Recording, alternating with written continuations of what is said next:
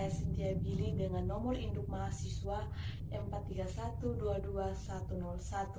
Saya adalah salah satu mahasiswi program studi ilmu komunikasi semester 1 di Universitas Katolik Widya Mandira Kupang.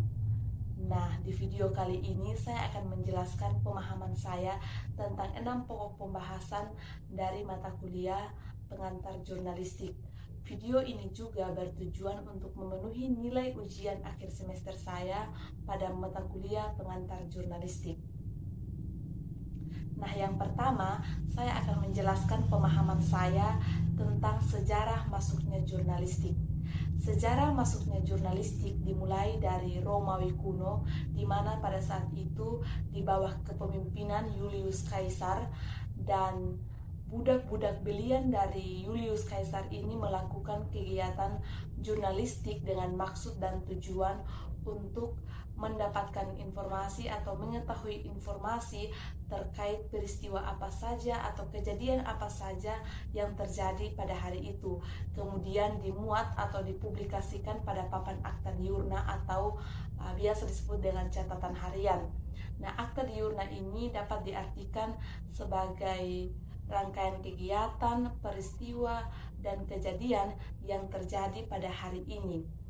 Nah, dari Romawi kuno di bawah kepemimpinan Julius Caesar lah kegiatan jurnalistik mulai tersebar di seluruh penjuru dunia hingga di Indonesia saat ini berkembang dan bertumbuh proses jurnalistik yang menggunakan media cetak, media elektronik, dan media online. Lalu yang kedua, ada perbedaan pers dan jurnalistik.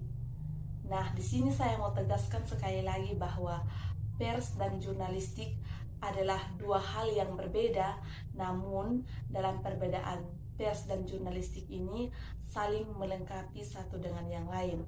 Jika diibaratkan, pers merupakan tubuh, sedangkan jurnalistik merupakan roh dari pers itu sendiri.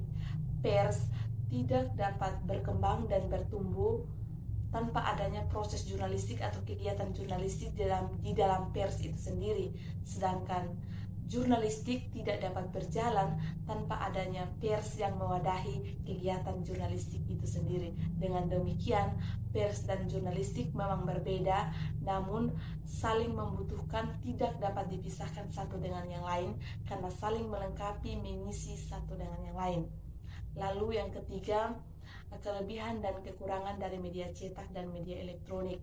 Menurut saya, kelebihan dari media cetak ialah dapat kita baca kapan saja dan di mana saja, kemudian dapat kita baca juga secara berulang-ulang. Namun kekurangannya untuk teman-teman yang memiliki keterbatasan dalam membaca dan penglihatan, tidak dapat mengkonsumsi secara maksimal berita yang dimuat pada media cetak. Lalu ada media elektronik.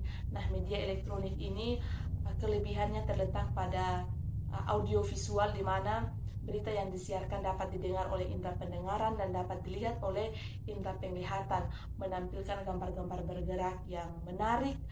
Lalu dapat dikonsumsi juga oleh teman-teman yang memiliki keterbatasan dalam penglihatan, pendengaran, dan membaca.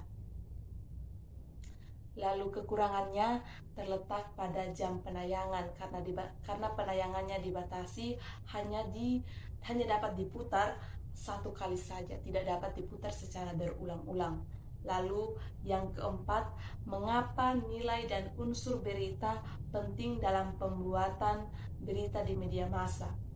Unsur berita penting agar berita yang dipublikasikan terstruktur dengan baik, benar, dan tepat, data yang didapatkan juga banyak. Lalu yang ketiga, ketika masyarakat membaca dan melihat berita tersebut, masyarakat dapat menilai berita tersebut dari sudut pandang yang banyak, tidak hanya berfokus pada satu sudut pandang saja. Sehingga ketika masyarakat sudah membaca dan melihat berita tersebut, tidak menimbulkan pertanyaan bagi masyarakat itu sendiri. Lalu yang kedua, nilai berita penting karena dapat dijadikan pedoman atau acuan untuk melihat dan menilai pantas dan layak apakah berita tersebut pantas dan layak untuk dipublikasikan, disiarkan, disampaikan kepada masyarakat atau tidak. Lalu yang kelima, jika saya adalah seorang jurnalis, saya ingin bekerja di media elektronik, terkhususnya di televisi. Alasannya karena saya adalah salah satu anak yang sangat suka berperan di depan layar. Lalu yang keenam, apakah manfaat belajar jurnalistik? Menurut saya ketika saya menjadi salah satu mahasiswi di program studi ilmu komunikasi dan belajar jurnalistik, yang saya dapatkan dan sangat bermanfaat ialah yang pertama, saya mengetahui sejarah masuknya jurnalistik ternyata memiliki proses yang panjang dan perubahan dari masa ke masa hingga pada saat ini.